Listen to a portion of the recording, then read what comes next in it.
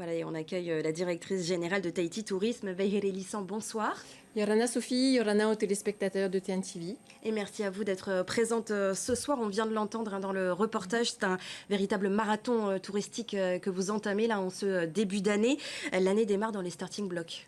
Tout à fait. Donc on démarre avec la conférence annuelle aujourd'hui, donc l'occasion de réunir toute l'industrie touristique pour faire le bilan de l'année passée et parler effectivement des perspectives 2026. Donc en termes de bilan, le reportage l'a mentionné. Donc c'est une année très positive, 2025. Donc là, on est sur une troisième année consécutive record de fréquentation. Donc on va atteindre les 280 000 touristes environ. Donc là, on atteint le ratio de 1 touriste par habitant. Et il faudra faire encore peut-être mieux en 2026. Vous enchaînez les rendez-vous. Il me semble qu'il y en a d'autres, le Salon du Tourisme, Plau Plau Tahiti, des rencontres également avec les professionnels. Tout à fait, on a plusieurs temps forts pour ce début d'année. Donc là, prochainement, on a effectivement le Salon du Tourisme qui aura lieu du 6 au 8 février. Donc là c'est le marché domestique, le marché des résidents qu'on veut dynamiser et qu'on veut attirer avec 280 prestataires touristiques qui ont répondu présents au rendez-vous. Ensuite, on a un séminaire des comités du tourisme. Juste après, on profite en fait parce que la plupart des personnes qui sont dans ces comités du tourisme, qui sont des associations, ce sont des prestataires touristiques qui viennent pour le salon du tourisme. Donc on profite de les réunir et de leur présenter aussi le bilan et de parler de 2026. Et vous avez mentionné le Plau Plau Tahiti, donc qui est un événement professionnel en février également, le 19 et 20 février. Donc là, le principe, c'est qu'on fait venir des tours opérateurs des marchés de proximité, Amérique du Nord et Pacifique, à la rencontre de prestataires et d'acteurs du tourisme polynésien. Et vous parliez donc du bilan 2025, un bon bilan, 280 000 touristes. Qu'est-ce qui fait monter les chiffres? Ça fait plusieurs années qu'on bat des records. Qu'est-ce qui explique cette dynamique? Il y a plusieurs choses. Donc, historiquement, on a eu la relance post-pandémie, donc ce qu'on a appelé le revenge travel. Donc, ces voyageurs qui étaient un peu en manque de voyages et cloîtrés pendant le Covid et qui sont revenus sur le marché. Donc ça s'est essoufflé. Donc aujourd'hui, ce phénomène s'essouffle. On est resté dynamique, notamment avec la demande des deux marchés importants que sont l'Amérique du Nord, donc avec les États-Unis notamment, la France. Donc là, c'est vraiment des marchés très dynamiques avec une demande soutenue et puis une accessibilité aussi en termes de connectivité aérienne qui est aussi facilitée. Et les perspectives sont bonnes pour 2026, même si toutefois, du côté des réservations, il y aurait une baisse. Comment est-ce qu'on l'explique? C'est dans certains secteurs? Alors, pour 2026, c'est compliqué de se prononcer dès maintenant. C'est le mois de janvier. Donc, en fait, on a plusieurs points d'attention. Donc, on l'a vu en conférence annuelle avec les différents intervenants.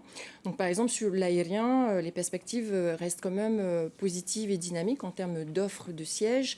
Sur le secteur de la croisière, potentiellement, 2026 va être une très bonne année pour la croisière puisqu'on anticipe déjà plus d'escales, plus de capacité en termes de nombre de cabines mises à disposition.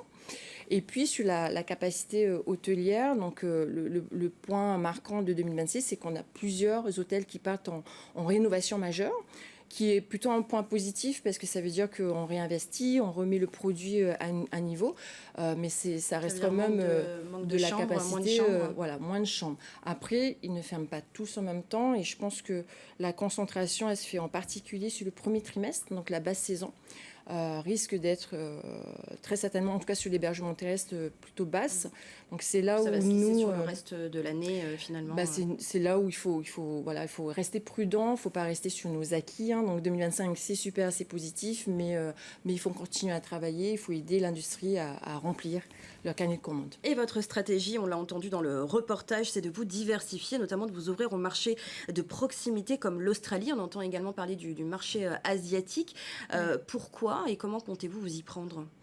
Bon, alors déjà, d'où on part, on dépend beaucoup en fait de deux marchés, Amérique du Nord et la France.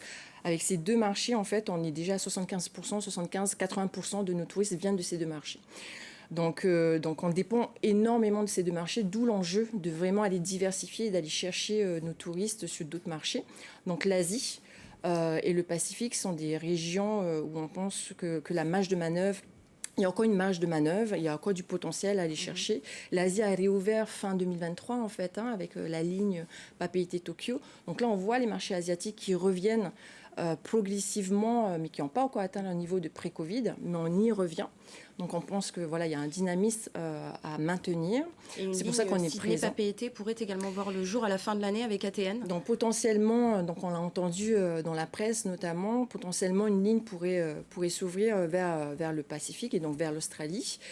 Donc l'Australie, c'est un marché intéressant pour nous. On l'a vu aussi également ce matin parce que c'était un focus de la conférence annuelle avec des invités spéciaux qui sont venus en parler.